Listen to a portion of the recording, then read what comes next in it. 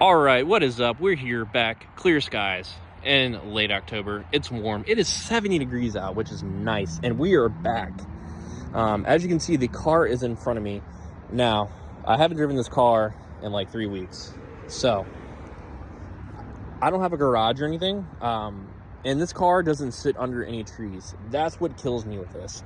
So I don't know what the hell is going on. So number one priority for tomorrow morning is to clean this thing up. So I drove it here. The gas station, Sheetz, is right near my house. It's about a mile away. So drove it a little bit to kind of like, stretch its legs, I guess, if you want to say.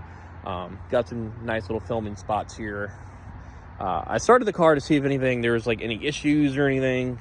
Stuff can happen even when a car sits for a good period of time, which 3 weeks really isn't that long.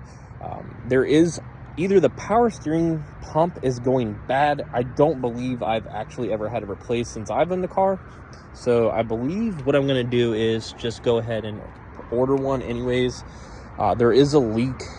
You can hear it whining or do that, that typical Ford whine, which is really annoying. But I was able to drive to here. I was able to, use the brakes just fine because of the hydro boost and all that, kind of being intertwined. But overall, it seems so. I'm just going to put some fluid in it. I know I had to do that before I left. The last time that Metalworks, this car was at Metalworks, he did replace the hose. So I don't know if there's maybe a leak somewhere. Maybe it's just leaking out. I didn't see any fluid, but I know I topped it off before I left. So there obviously has to be a leak somewhere. So that's what this video is kind of talking about a little bit. The good stuff, coming towards this car, it's going to be a little, besides the window that I want to replace, the rear window, I'm going to get that done here shortly in the next couple weeks. Probably, early November. Replacing pretty much everything. I did that all summer. Just need to get the car cleaned up, but everything basically has been replaced as much as possible. Now, when we're going underneath the hood and then the front suspension of this car, if you've been following along the build, I went ahead and ordered a bunch of stuff. So I went to American Muscle. I have the Maximum Motorsports tubular camber itself.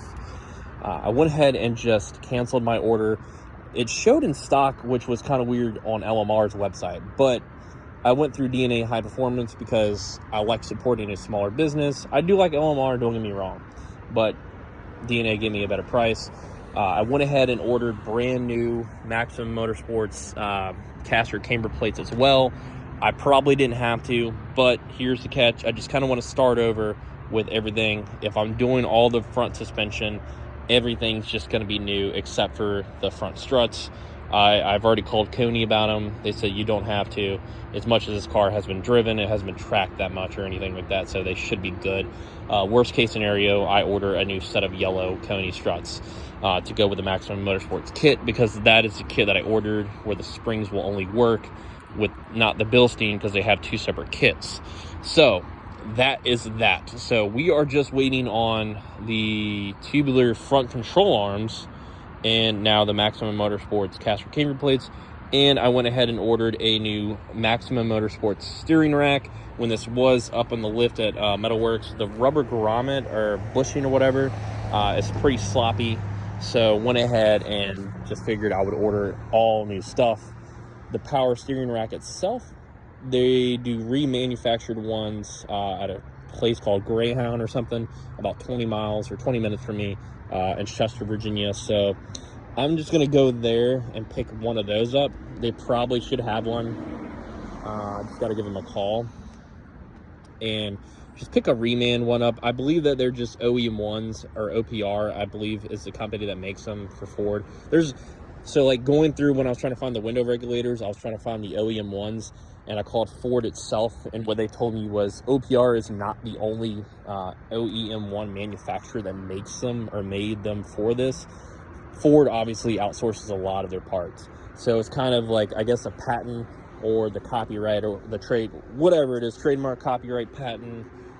I guess when the time runs out, Ford controls it, I guess, and is like, whoever can make it the cheapest after like 2 years or however long the contract is, they'll go with that. And then I guess they'll either get the mold from the previous company, or Ford may own the mold, and they're just like, whatever company this is, make this.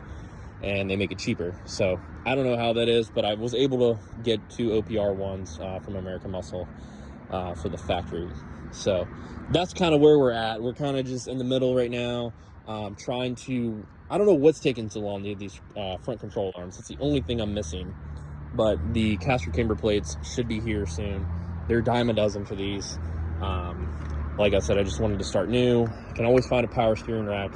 LMR has one. I just didn't want to pay, you know, over $300, almost $400 for one. So I figured I would just, you know, maybe save like $100 or so, and you know, find one local to me. Even if it's reman, it's, you know, still a factory part. Just something, whatever went wrong with it, they fixed it, put it back on the shelf for someone else to buy, and that would be me. That's what I did last time for this power steering rack. So is it a waste of money to go ahead and just like purchase all new stuff when some of the stuff is probably still good?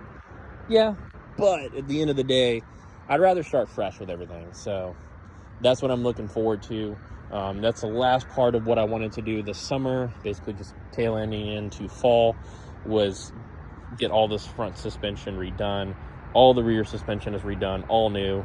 Everything in the interior is new. We got, you know, the used Cobra hood, the used Cobra side skirts, the wheels are new, tires are new, you know, everything down to as much as I could possibly, to like window regulators, the radio. Oh, we even have a backup camera. So how about that?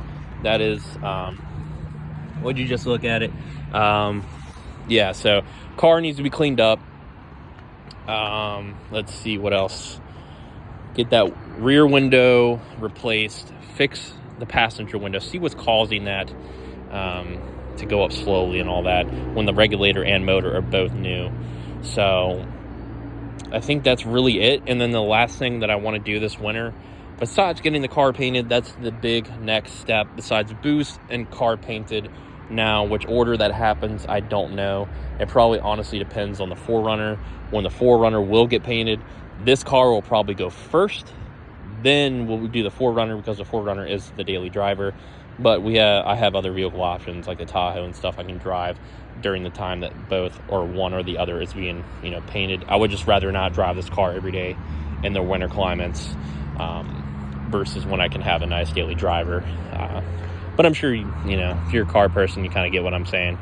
So, but the last thing that I want to do is replace these headlights. I want to be able to see at night like I can in every other car that I have.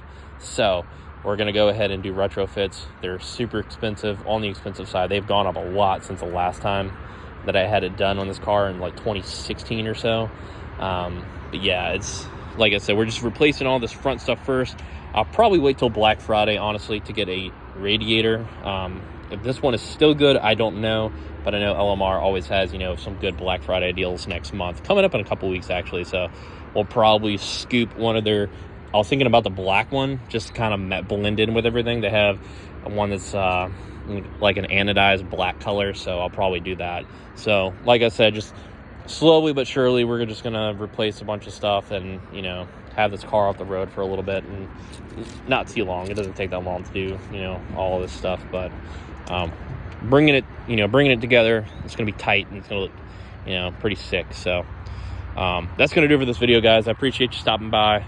Nice clear day out. You know, just wanted to actually be home for one full day, and kind of just before I started messing around with the cars and stuff like that. So this one, I got stuff coming for the 4Runner, some videos coming of that, and we're going to move forward with the videos. And once I get everything, then we'll kind of get stuff rolling and more videos.